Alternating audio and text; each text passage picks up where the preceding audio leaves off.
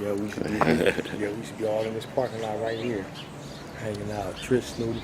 As a matter of fact, the nigga that set me up, I'll take you where I got shot at in a minute right up in here.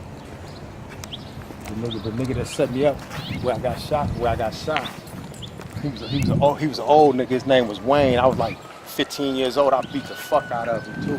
Cause I was in there. I was up in here laying up in Snooty house with my girl Trish. She was like 25 at the time, 26, something like that. And so Trish, we heard a commotion. And we up there laying down. We've been up there laying down for like 2 days chilling. You know what I mean? She was taking my little Peter from me, you know. And so we be up in there, laying down. And so she heard a commotion, and she like, let's go down. I'm like, no, let's not go. And as we going down there, her cousin them started fighting. And it was Deborah, my auntie them used to stay right there. My auntie Gwen, that's what Deborah. So as they was fighting, I had told her no. She was like, my cousin. So when we get down there, they used to have, remember I told you that we used to jump off the ledge? But it was clotheslines, like they had the kind like this with the two poles in them. Then they had a line in the middle, and then they had the two poles on this side. So Snooty was right off in here. She lived up in one of these, and so we coming downstairs. I think it was this one right here. We coming down right here, and I see my cousin June and Spud. His girl Billy was getting in a fight with Deborah, and so everybody, all the older people was hanging right here, drinking, smoking dominoes, smoking cigarettes, weed, playing dominoes and cards like they do every day. And so we heard that commotion. Me and Trish upstairs, boom, boom, we bust downstairs, and we come down, and I'm coming through the crowd, and I'm coming down like this, ducking up under the lines that was coming, the lines coming down like this, and I'm ducking down like this, because they be hanging all low and shit. And so I looked behind me. And something told me to look behind me. I looked behind me, a nigga was coming behind me like this, and I turned around and clocked him. Bam! The old nigga named Wayne Kitchen called him Killer Wayne, right? He probably like in his 30-something, right? So anyway, I feel somebody grabbed me after that, and it was my cousin June. June grabbed me, said, let's go, because it was me, June, and Spud. They was already out there squabbling, you know what I mean? Because June girl, Billy had got into a fight. And so then June grabbed me, and we take off, and he grabbed me from the back like this, right? And I'm like this, facing the nigga Wayne. He slid right down that pole, right? And I just like, boom, kicked that nigga in the head, boom, and nigga went out. Later on in life, that nigga never forgot about that ass whooping. I hadn't forgot about it, you know what I mean? I got older, and so he set me up to get shot. I'll show you right where I got shot at. 6 young niggas on me from Compton. And then, at the time, Compton and Long Beach wasn't getting along. And by that time, I had already left from down here. When I came back down here, I had already built my reputation.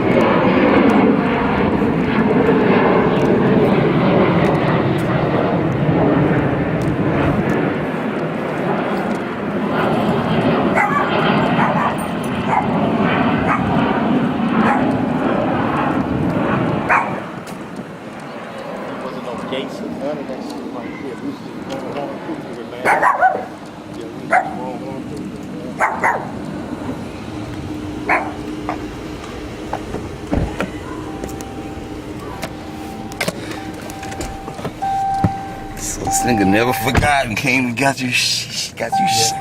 Yeah. Six some young niggas on me. That was the only time you got shot? Only once? I got shot another time in the leg, but that was hanging out some niggas. Some niggas came through busting on us.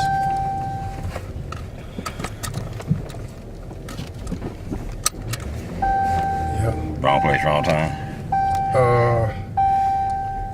Yeah. That was just the lifestyle. You can get shot hanging out. Niggas come through and just busting all the time. You know what I mean? So it wasn't really the wrong place at the wrong time. Not at all. You know what I mean? That was every day. Niggas was just dying out here in these streets, man. Every single day. It was like, damn, somebody was dying every day in the project. Somebody was damn sure dying every day on the east side. I got shot right here on this sidewalk right here. My auntie, look, mind you not, my auntie Gwen, we stayed right there. right? And my Uncle Norman lived right here.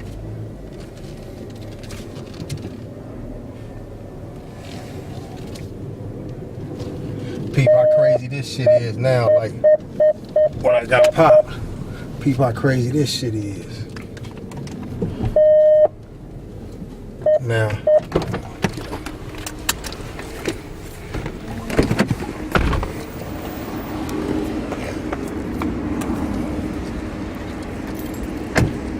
my Uncle Norman lived right there at 1138. My Uncle Norman lived right there at 1138. The homes of Debbie Oliver, them, they stayed right there. Her and her brother Perk, them, they live right there. The Aikens stayed down there. And the Greers, Ronald Greer, Michael Greer, Kevin Greer, the Greers. Yep. And the homegirl Dina stayed over there with her brother David. And the McAlpin stayed over there. But anyway, I got shot right off in here. I was coming from around here. Me and my road dog said he doing life right now. He been gone for like down there about 30 years now. He went down for a double murder. When I had caught that case, the murders back then, he ended up getting convicted. He got caught a couple years before I did. I went on the run for a few years. But anyway, he was coming from around this corner right here. And nigga asked me, niggas like, first I was going in, and I had just left from up there where Wayne then was at, and there was some dudes right there, right? And the niggas asked me like, where you about to go? I said, oh, I'm about to come over this way, woo, woo, right? Holler at some, my old comrade. And so the nigga Wayne heard it, and he told them young niggas, cause I remember going in this way, and Nick said, ain't you blue? And I'm like, yeah, you know what I mean? So I just kept on, I'm like, yeah, and I just kept on pushing, right? And so when I come out, all of a sudden, me and Phil, we done, and something told me to turn around. As I turn around, a nigga pointed the gun to Said's head, and a nigga getting ready to point the gun at me, and I grabbed the pistol. Bow, the pistol, like, as I turn around, the pistol shot me in the back, and I turn around, I grabbed the pistol, and the pistol shoot me right here. Bow, hit me right there in the chest, and it went through my lungs. So I grabbed the nigga, right, and I body slammed the nigga. Boom, right here on the sidewalk. And as I body slammed the nigga, me and him go to the ground, and I got the pistol from him, and the next thing I know, everything gave out in me. It felt like I had smoked 1,000,000 cigarettes, and like I had been running 1,000 miles. Everything in me just gave out. And the next thing I know, the nigga got up, grabbed the gun, he took off running, and the first thing that happened was a lady ran straight out the house, and she said, I already called the ambulance, they shoot over here. She said, cause the fire department right up the street. She said, I already called the fire department, cause they shoot over here all the time. And she put a pillow up under my head, and it was hot as fuck. It was in the summer. I had on a big blue sweatshirt, some big blue khakis, some fresh blue house shoes, and I had a beanie on with my murder braids hanging down like that, right? And I told her, I said, she put the pillow up under my head. I said, I'm cold. I said, can you give me a blanket and talk to me, because I was getting real sleepy. And my homeboy said, he was running around me panicking and shit. I was like, leave, cuz. And Sid was like, man, because Sid, he got a country accent. He was like, man, he was walking around me. And I'm like, leave, cuz, get up out of here, you know what I mean? And the homies was mad, talking about he left me. I'm like, when I came back, I went into a coma and came out, woke up like, 3 days later, but I told him, the homies was talking about doing something. I was like, no, I told him to leave, you know what I mean? What the fuck he gonna do? And the crazy thing about that is, I'm gonna tell you about that. The lady, she came out and she was talking to me and stuff, and then the ambulance came, and once the ambulance came, they and the crazy part about that on that day was, like, my mom had never took off her lunch break. She always did her lunch at work. This was the only time in her life she ever came home from lunch. She was there at my auntie's house that day on her lunch break, right there. Let me show you. She was right there, and on 11/11. She had never came home in her lunch break, never a day in our life. And on that day they came, they said, Jamie over there shot. My mama ran straight over there. Yep.